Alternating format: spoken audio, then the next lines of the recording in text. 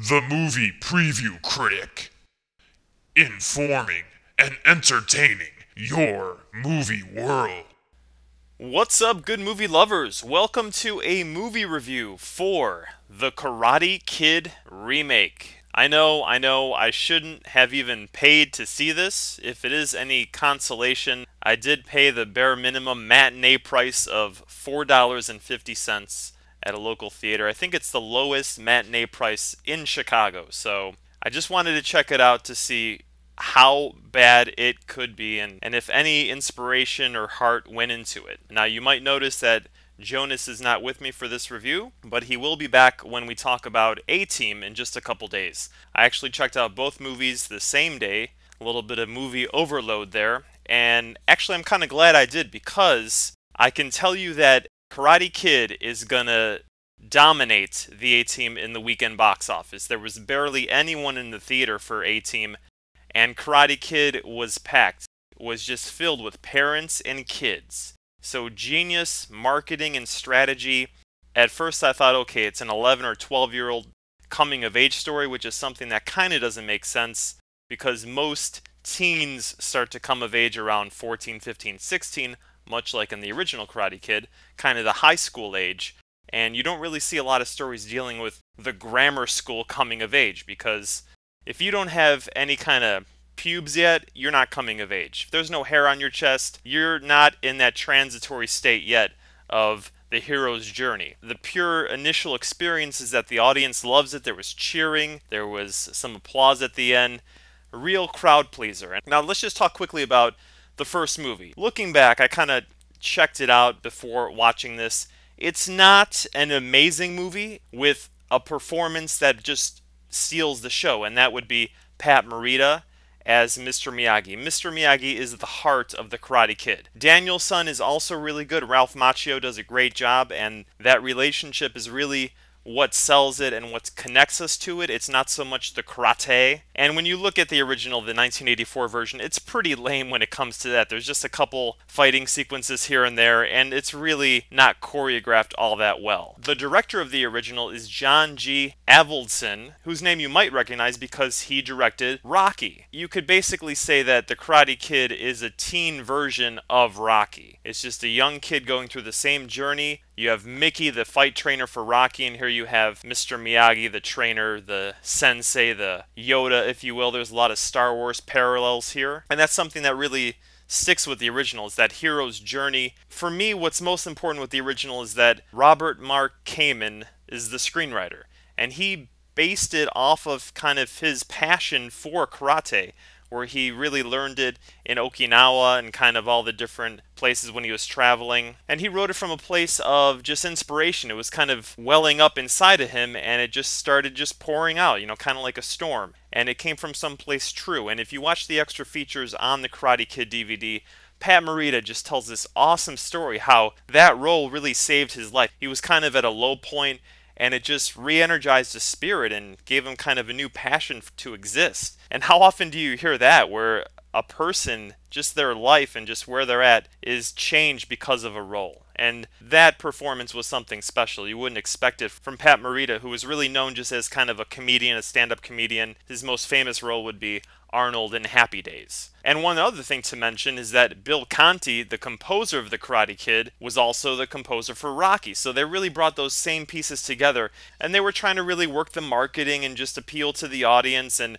try to secure as much of a blockbuster as they could. But it wasn't so calculated and so manipulated as this remake. So I don't want to make this a review of the original Karate Kid. It's not a super great movie, but it is a pretty decent coming of age. There are a lot of memorable scenes, but if it wasn't for Pat Morita as Mr. Miyagi and a very solid performance by Ralph Macchio as Daniel-san, that movie would not have stood the test of cinematic time. And also, let's just remember, at that stage, just in our media-influenced life, there's no internet. VHS is just kind of coming into its own in the middle of the 80s.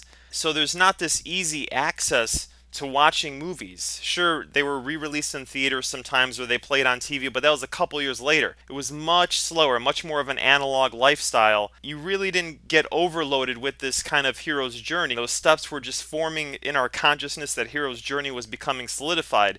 Now, after so many years, so many stories, and just this kind of hyper speed attack where we can access all stories instantaneously, everything is on demand, the power, the freshness isn't really there. So we're really requiring interesting characters to replace just the steps in the plot, because we know what's going to happen. What's more interesting than just point A to point B to point C is who is on that journey. So let's talk about the remake. First of all, it's not a remake. A remake would mean that you have the same characters involved. This, for me, is just a retitle. It's a re-box office. There's no Daniel-san. There's no Mr. Miyagi. It's not in California. If you're not going to try to literally remake it, why not just call it something else? It could have been called The Kung Fu Kid. Reportedly, it's going to be called that in China. Karate Kid is just being used here because it's nostalgic, it's marketable, and it plays on our memories. We know what it is, and that's going to add to our interest in wanting to see it. It just seems a little bit absurd at times because you're watching 11 or 12-year-olds fight each other, and the setup is so stretched where it's okay, he falls in love with this girl and the would-be boyfriend of the girl gets jealous and starts picking on him. Now Dre doesn't have any recourse. He's running away and he gets his revenge a couple times a little bit, but it just leads to him being beat up a little bit more. Here's what you do with an 11-year-old who's getting bullied. The bullyee talks to his mom or dad and says, hey, there's this a-hole bully that keeps bothering me. Can you call his parents and tell them to take away his PlayStation for a month? Problem solved. Movie over. Or tell the principal. Problem solved. Movie over. You don't need to keep hiding it. Now, 16, 17, that age range, it's a little bit tougher to control kids that age. When they're younger, the parents have a lot more authority and control.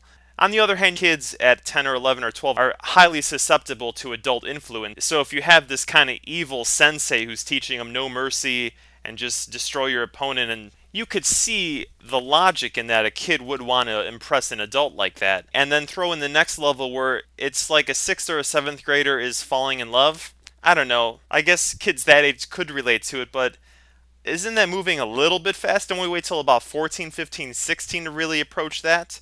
Which brings up the title. Back in the 80s, it's interesting to think sociologically, the Karate Kid, a 16 or a 17-year-old, was considered a kid. But nowadays, things are moving so fast, maturity is just accelerating, where maybe now the 11 or 12-year-old knows as much as a 16 or 17-year-old did 20, 25 years ago. So maybe back then it should have been called the Karate Teen, because this really is a kid. Overall, I have to admit, even though I really wanted to go in this movie and just take a huge piss all over it, I wanted to hate it, I wanted it to just fail on every level, I wanted it to show that it was just a greedy attempt at easy money, and that this was just kind of like this nepotism vehicle for Jaden Smith because his parents were funding it. I have to admit, out of all the remakes to come out in the last couple of years, this is one that has a lot of heart. It does try to do the right thing. It does try to base it in character. The direction here is actually pretty solid. There's a lot of nice moments captured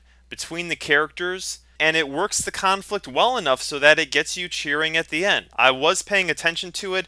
There was a nice blend of comedy and emotion, but it kind of just hinged on following the plot and doing versions of the original characters. What was missing here was, number one, Dre as the main character isn't really a fully formed kid. There isn't enough exploration of his feelings about his deceased father, about his mother, and just who he is. He's a little bit too perfect, a little bit too ideal.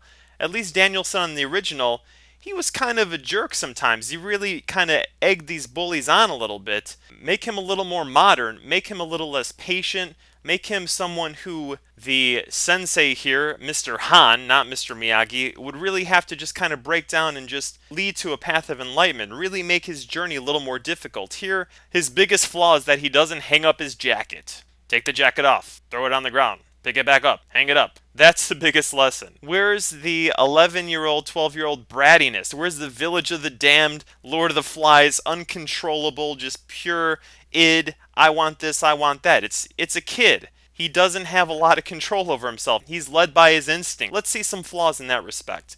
Then there's Mr. Han, Jackie Chan, doing a pretty solid job. The one key scene here, reflecting the original film where Miyagi's kind of drunk and looking at the picture of his wife and son who have both died in a war back then, but here it's Mr. Han was driving a car, there was an accident, and the wife and child were killed, and he feels guilty about it. That scene, Jackie Chan really shows some great emotion, really great acting. The problem is that as a mentor, his character never gets bigger than life. He never becomes a cinematic, memorable character. He does a good job playing a broken man who just happens to know some kung fu, but he really never takes it to that next level of like, okay, that's going to be one of the AFI's top 100 characters ever in cinema.